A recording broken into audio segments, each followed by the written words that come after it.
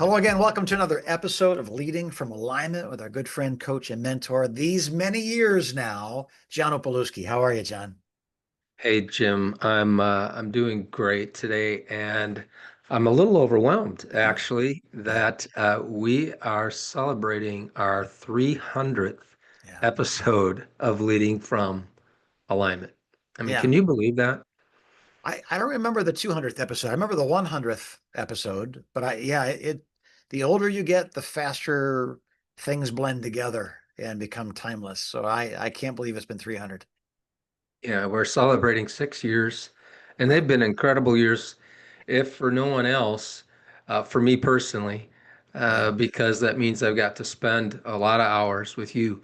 And yeah, I thought I've been thinking about how to mark the milestone, and one idea kept coming to my mind, Jim, that this idea of what have been like the biggest yeah, aha moments over the past 6 years. And um, it didn't take me long to realize I couldn't stuff them all in one episode. yeah, yeah, So I made an executive decision. And we're yeah. going to take two episodes, Right on. 300 today and then 301 next week to unpack the six most powerful aha moments from our journey together. Right on. I'm excited about it. I know that my belief is that the book of Proverbs was probably rooms filled with scrolls of observations that were couched down to a handful of scrolls that were couched down to a single scroll that was couched down to a sentence.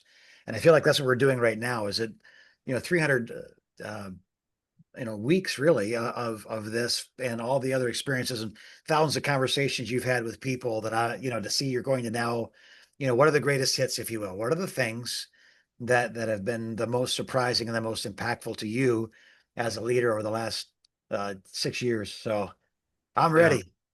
All right, here we go. Here's the first aha moment. These Yeah, aren't necessarily in order of priority, yeah, but here's the first one. Joy and pain often travel alongside each other. yeah, It's this idea that it's possible to experience two divergent emotions simultaneously. yeah, With this thought that life is never all good or all bad. Maybe life is good and bad traveling together. yeah, Um, we've experienced significant growth as an organization in the last 6 years, and we're sure, happy about that. We had to expand our team, and we've added more responsibility to team members, and we're happy about that. I have five grandkids now, and yeah, I'm ecstatic about that. yeah, Um, but right alongside all that joy, we've also experienced significant loss. sure, Let me highlight just a few examples, and then I'd love to hear your thoughts. yeah, Laura and I lost one of our best friends to cancer in 2022. yeah. I remember. She was a dear friend of ours for 40 years, and I mean, I just cannot adequately describe the sense of loss Yeah, and grief and pain over her passing. She was one of those people who was dependable, who was yeah, wise, she was safe, yeah, and she was hilarious. yeah, And we miss her. yeah. Um, and it's been it'll be 3 years in a couple of weeks. Wow. And for the first year, Jim, I could not talk about it without choking up. Yeah, And we missed that relationship. In 2024, we lost our best business partner yeah, as their organization uh, folded. yeah, And just a couple of months ago, I lost another friend who was becoming a dear friend. yeah, And, you know, I had high hopes for that relationship. I thought, I've got a friend that I just have this foreseeable future of time together. yeah. He is 51 years old and he passed away suddenly. He got sick and he was gone in 3 weeks, Jim. Wow. And so, you know, Mm. it, right beside all the good in the last 6 years, there has been pain. And I, Yeah. I wonder what you think about this first aha that joy and pain are these twin Yeah. tracks. They're almost like a two track, right? Going Yeah. through life's woods or journey together. Yeah. What are your thoughts? You know, one of the things that I had to learn really early on as a senior pastor was that there's more than one type of faith. That there's a Mm, faith that moves mountains, and we quote those scriptures. They're on magnets on our refrigerator. We write hymns to sing choruses to talk about that. But there's another type of faith that it has almost like a no matter whatness. I call it. I know I created that word just like George Bush. That's my strategy is to create words, but that there's a no matter what, even if mm. sort of faith. So sometimes the mountain that you command to be thrown in the sea, it uproots and it comes over the top of your head and pile drives you cruelly into the ground. But that's where that second type of faith kicks in. I believe Yeah. anyway. I still believe, and we had a young lady that was trying to get pregnant and could not. And I was walking out the door to do a funeral for a baby that had unexpectedly passed away, just the most tragic of circumstances. And she couldn't conceive and she wanted a baby. And I asked her about her journey. And she said, I'm learning about this second type of faith. I said, what do you mean by second type of Mm. faith? She said, sometimes I think faith, as we think of it, is this is what I use when I want to get something from God. She said, I'm learning the other type of faith. And that is, it's what I use when I don't get what I want from God. And Wow. I was so blown away That's by this so 20 powerful. something year old woman that had been Mm. trying for 3 years to become pregnant, had just learned that their latest medical attempt had failed. And instead of it being crushing to her, she said, I'm just developing a second type of faith where I don't understand. But in that blank, instead of confusion, fear, doubt, I'm going to plug in faith. I've chosen to trust God with this part of my life, no matter what. And today they have two kids, and Yeah. there's the rest of the story. But I thought that was powerful. My mom used to say when something really bad would happen, she just kind of shake her head and say, "Well, Jimmy, this isn't heaven, right? Like Right. this isn't Miami Beach. This is Omaha Beach. We're at Yeah. war. Yes, you're a king's child, but the family business, we're at war. And there's going to season of fighting, and then there's going to be heaven. So right Yes. now, if you're walking down Miami Beach and somebody gets shot, that's so unexpected. But you're walking down Omaha Beach and something bad happens. Well, we're at war. That's what war is. So I Yes. those things really frame for me what we're talking about. I think that you're saying like we're going to have good and bad, but don't let the bad convince you God's not real, and don't only develop one type of faith because this isn't heaven. We're going to need both Yes. types of faith. But that's my thoughts on that. Yeah. And I remember as a young leader, Jim, uh, really struggling with this, Yeah, that sure. I felt, like if my life wasn't humming along all the time, Yeah, that there was something wrong with me or there was something wrong with God. right. That's the lie. And and I've come to this conclusion as an older guy now that no, it's possible to feel two emotions Yes. Yeah. at the same time Yeah. and for it to be okay. We see this at funerals all the time. Yeah. There are tears and laughter Yeah. like right after each other and intermingled. It's one of the most Yeah. surreal experiences I've ever Yeah. had as a pastor Yeah.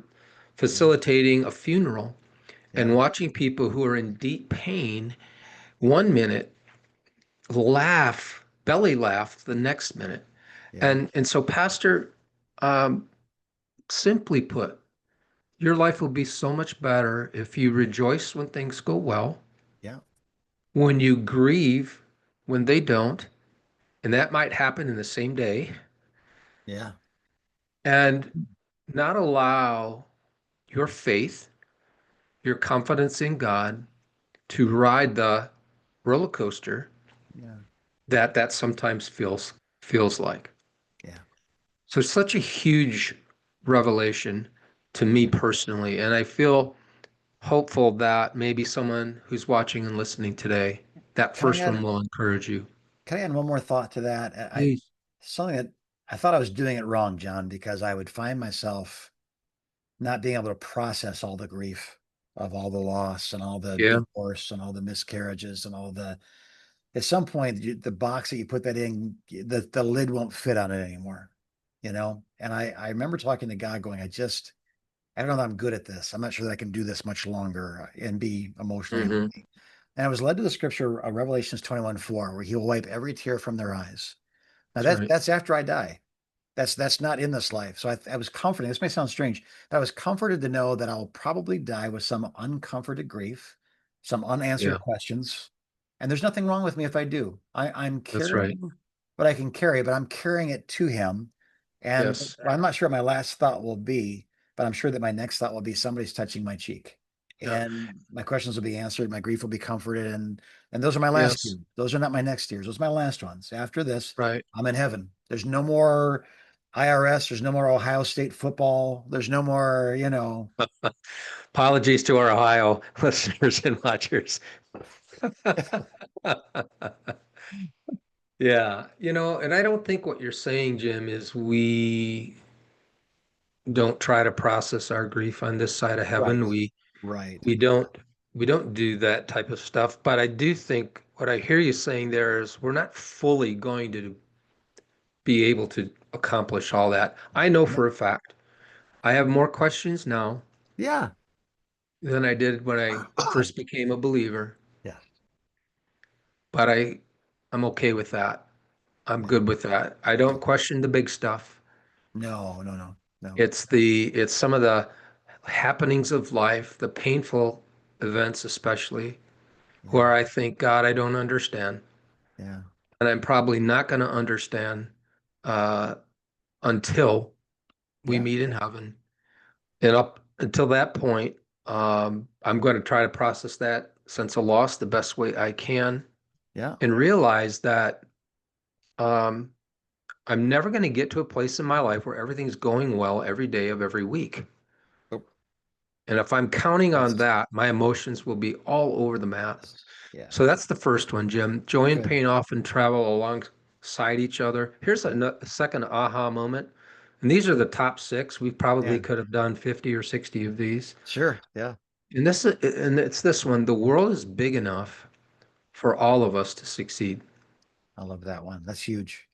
You know, I've noticed that in the pastoral community, and I don't want to paint with a broad brush here, but there is a significant element of scarcity mindset, Yeah, and that manifests in several ways. yeah, I'm pastoring this church. We do not have enough resources to do what God is calling us to do. yeah, Um, Another church 5 miles from me is succeeding. That means I cannot. yeah. It could have a lot. I mean, it could have a lot of iterations of it. And I have had my own of those. I hate to admit this, but early on in our organization's existence, I struggled. And well, I think some of our listeners and watchers might just turn this off right now after I say this. I hope you don't. Have mercy on me, please. But I struggled sometimes when other organizations that do what we do were experiencing smashing success. Sure. And Jim, it was that gnawing feeling that if they succeeded, somehow we couldn't. Yeah, yeah. Um, have you noticed that? Have you Oh, yeah, yeah. seen that? It's, I mean, you're being honest. The difference between you and everybody else that might be offended by that is you're actually being honest. Mm. Everybody would feel that, whether it's in elementary school when a girl likes another boy, or it's a grade, or it's a position in By football. the way, I had plenty of those, Yeah. just so you know. Lots of practice before I became a pastor in disappointment. But yeah, I think that a new metric would be needed. So you're saying, well, the problem is they're succeeding and I'm not. But you say, well, what is success? There you What is go. success is obedience and nothing more. It's being responsible for what God's put in your hands and investing it to the best of the potential that God has placed inside of you. And then I don't have to compare myself to Rick Warren and Saddleback Church to see if I'm winning or losing. That's right. I think the equal problem with that, the equal temptation on the other side of the pendulum is not I'm failing when I compare myself to others, but I'm succeeding when I compare myself to others. Both of those would be, I think, Yes, they have issues, right? yeah, yeah, it's just a dangerous lie. You're trying to find insecurity or security in a place that shouldn't be giving you either one. You should, Yes. at the end of this life, we get to hear, well done, good and faithful servant.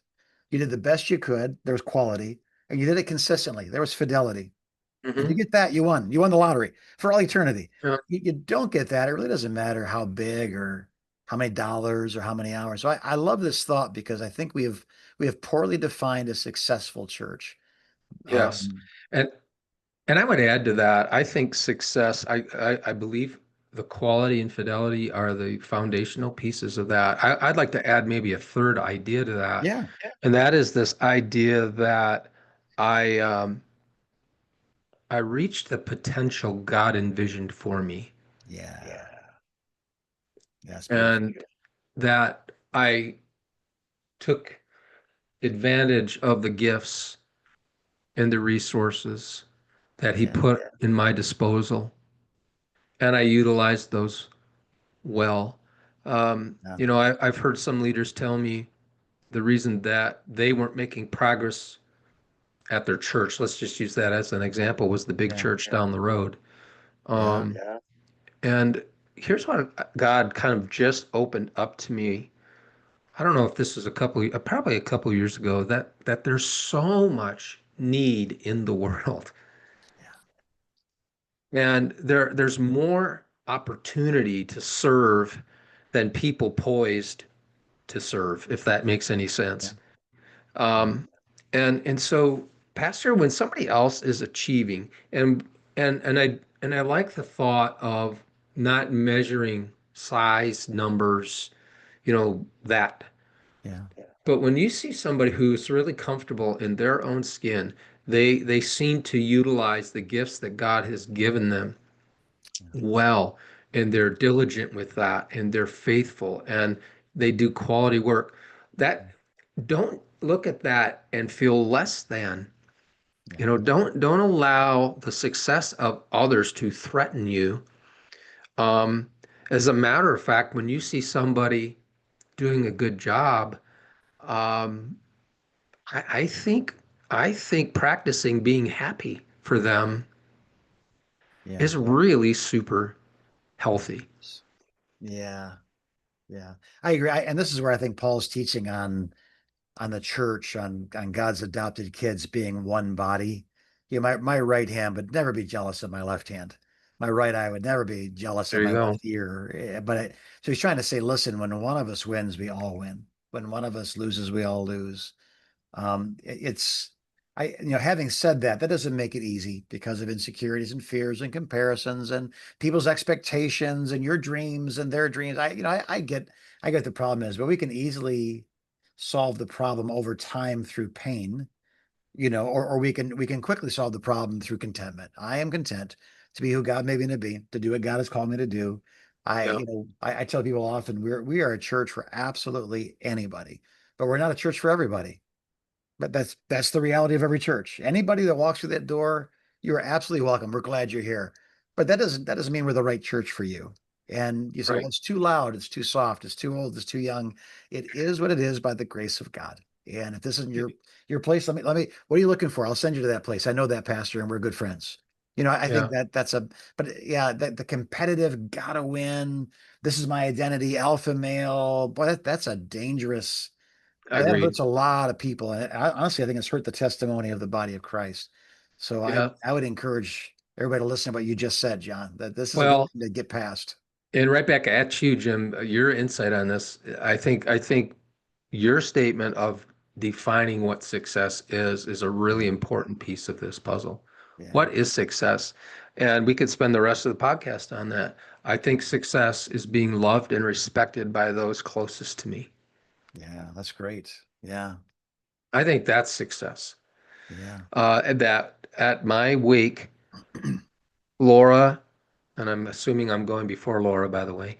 Yeah. Um, I have that in my marriage contract. I get to die first. Yeah. I was a terrible bachelor. and uh, our kids and our grandkids would say, John was a great husband. He was a Yeah. great dad, Yeah. I love and he that. was a great papa. Yeah. So joy and pain often travel alongside each other. Yeah. The world is big enough. Yeah. Let's get rid of scarcity Yeah. thinking. We serve a God who can do exceedingly abundantly above all we could ask or imagine. Yeah. And then number three, and we'll have to explain this one a little bit, but I think it's really critical. Finding convergence Okay. requires three things: steps of faith, sacrifice, and consistency. Can Now, yeah, can you define the word what was that convergence, divergence? What were you saying? convergence, What convergence. use more words to help me understand what that means. Sure.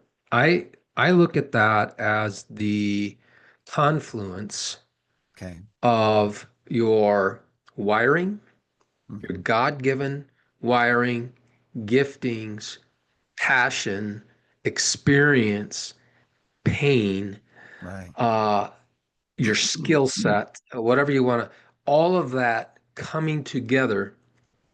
And at some point in your life, Okay. you're able to function in the convergence of those things. Right. Okay. Okay. And here's the deal, it's not automatic. Yeah. It doesn't just happen. Right. It's you have to respond properly Yeah. to all of those inputs for you to find a place where you know what God put you on planet Earth to do. Okay. You discover that, What a great and moment.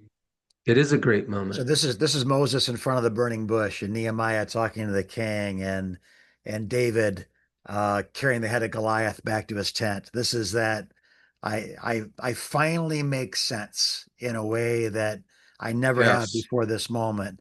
All the dots that seem to not be connected to each other suddenly create a picture of the person that God made me to be, and I'm living that. that's That's right. a beautiful moment. Yeah, I love that. Yeah, it's that time when all of who a Christ follower is Yeah. meets what God has assigned him or her to do.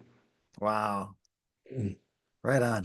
Terry Walling, author of a wonderful book called boy, and it's escaping me right now, but it's a book we use all the time when we're Yeah. helping. Oh, it's called Transitions. Yeah. Oh That's the yeah. name Yeah. of the book. Yeah. Or no, it's called Stuck: Navigating the Transitions of Life and Leadership. There we go.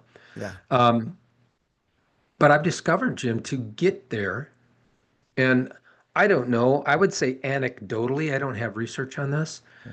Less than half of the human race gets here. Yes.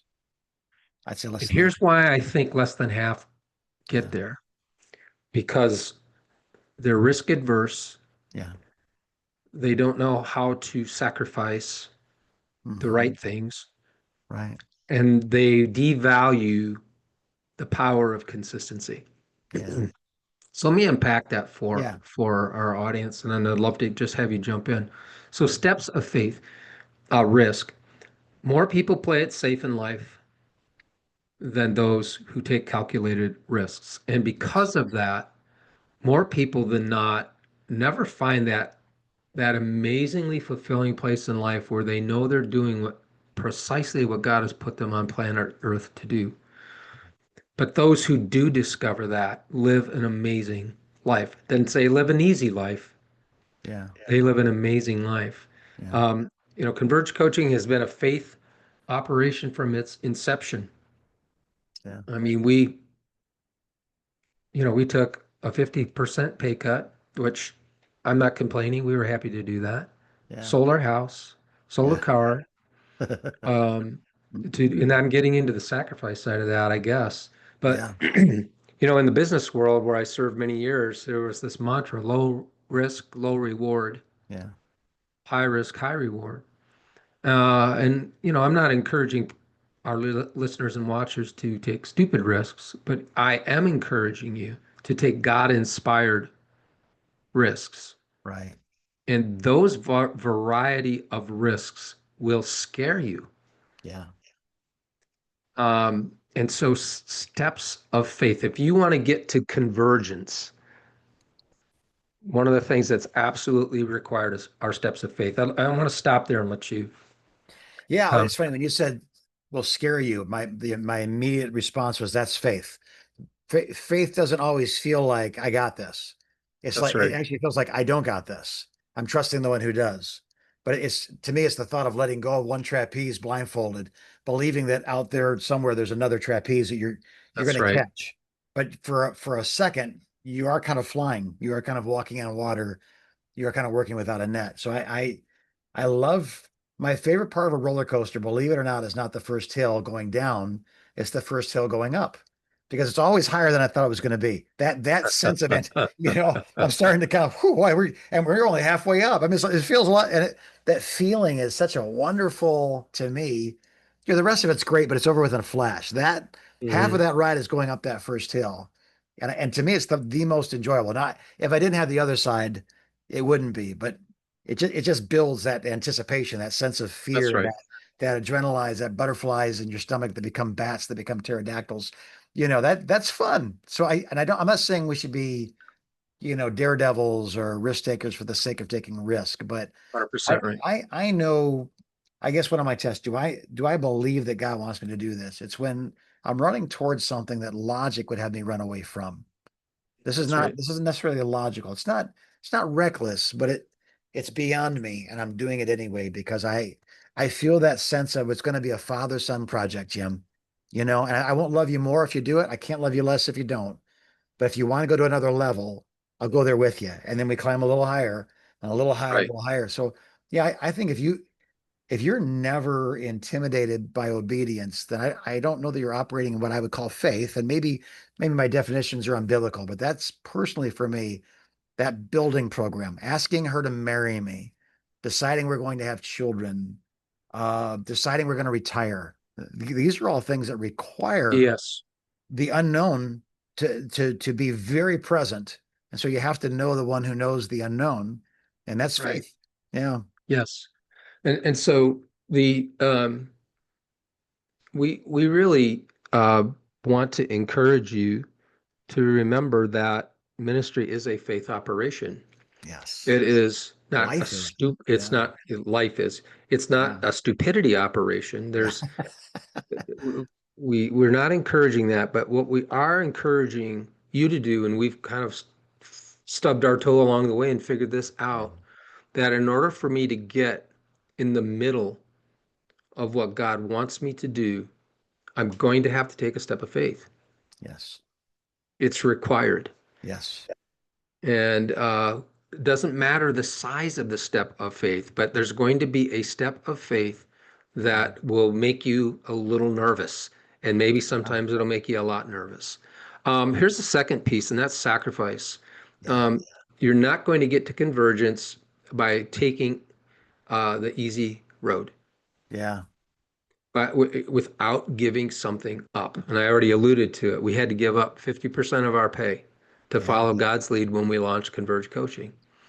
In order to survive that, we sold our house. yeah, We sold a car. We rearranged our lifestyle. And Jim, we were happy to do it. yeah, We didn't blow that horn. Look at what we did. Look at what we yeah, gave up. And I'm not doing that today. yeah, Please understand me.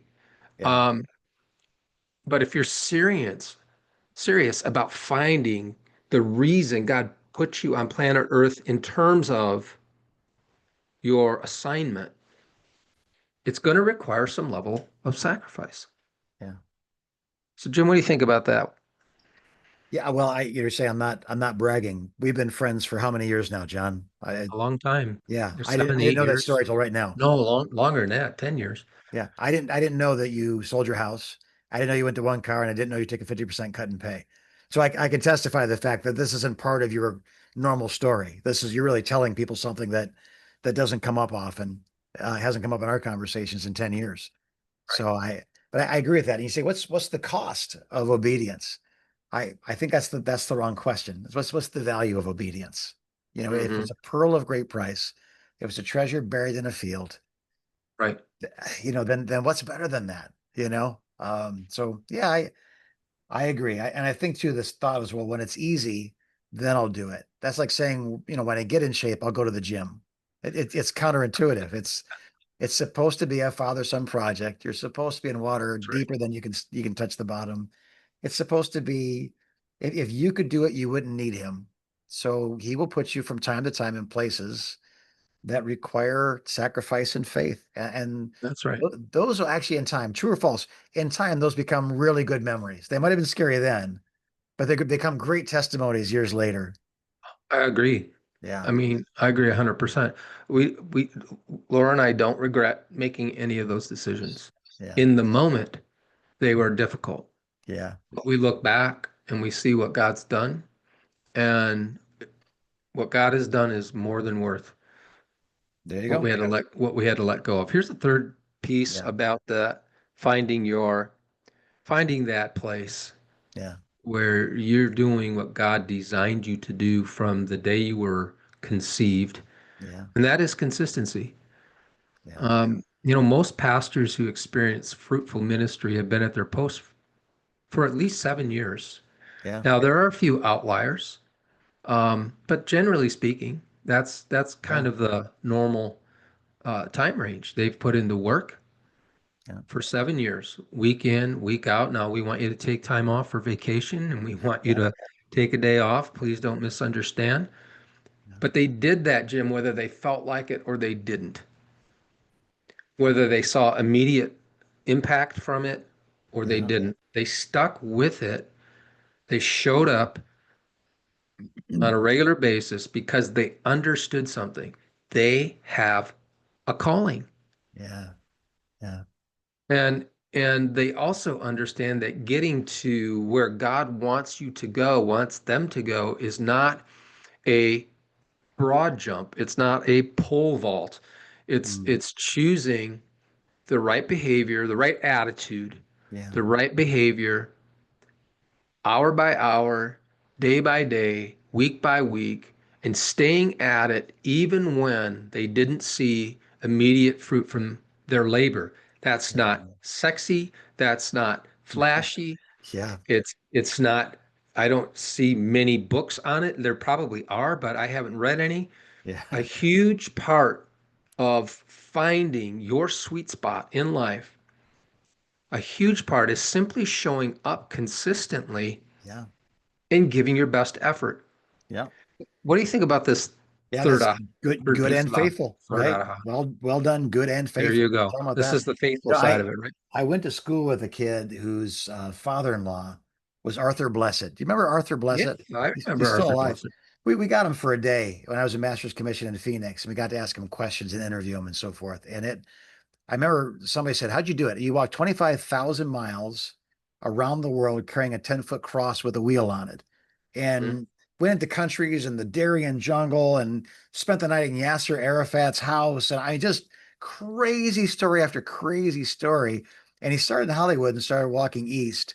And everybody called him a lunatic. And Jesus didn't have a wheel on his cross. And, Yeah. all that kind of stuff people said to him. But it was like 30 years later, he comes back and gets off the boat after going around circumnavigating the globe and walks back into Hollywood, gets a key to the city. The mayor proclaims it Arthur Blessed Day. A big crusade is held in his honor, and he preaches the gospel. And so we said, how do you walk around the world? He said, well, every day I got up, I put on the same pair of shoes and I walked that way, the same direction I walked the day before, the day before, the day before. He said, when I left Hollywood, I was a lunatic. When I came back, I was a hero. He said, but I wasn't doing anything different on the last day than I was doing on the first day. Mm. That's so And good. so he told us, he said, big shots are just little Mhm. shots that keep shooting. Yeah, I'll never that's so forget it. good. Yeah. So, Pastor, look, show up, Yeah. be consistent. Don't underestimate the power of compound Yeah. day by day good work that you Yeah. put in. You're not going to feel like showing up every day. Yeah. And if you're waiting for the feeling to be there, you'll miss this. No, Jim, I was this morning, I had a writing project Yeah. that I didn't feel like writing that thing today. Yeah. I Yeah. didn't. Yeah. I get it. I was staring at my screen thinking, I don't want to do this. Yeah. And I just hit the first key, Yeah. started typing, and voila, in a couple of hours, Yeah. I had a nice piece of work completed. Yeah. Yeah. No emotion attached to it other than the satisfaction that I had a few hours later of saying, I'm so glad I got started. Right. Right. I'm so glad I didn't wait on feeling like doing this Yeah. before I actually did it. So here's the top three in review. Joy and pain often travel alongside each other. And if you're in pain today, we're sorry Yeah. that you're in pain. We feel that with you. Better days are ahead. Yeah. Hang in there. And stay after it. The world's big enough for you to succeed. Yeah. Don't allow the success of others to intimidate you, allow you to feel marginalized. And then thirdly, finding convergence is going to require something out of you. Yeah. And that's why the majority of people never find it, Yeah. because they're not willing to take steps of faith Yeah. or sacrifice or simply just be consistent. So, Jim, Yeah. it's my hope that these three ahas will encourage our watchers and listeners and will stretch them and maybe even motivate them today. Right on. Well, John, as we close out our time, I guess let me say on behalf of the thousands of people that your wisdom has blessed, thanks for 6 years of good and faithful service to the audience that are watching and listening today. I think hundreds of episodes ago, I said our good coach, friend, mentor, tormentor, all the things I've called you through the years. But Yeah. just, those are more than words. This is not a podcast where we talk about sports that people forget tomorrow. These are life skills and it takes wisdom.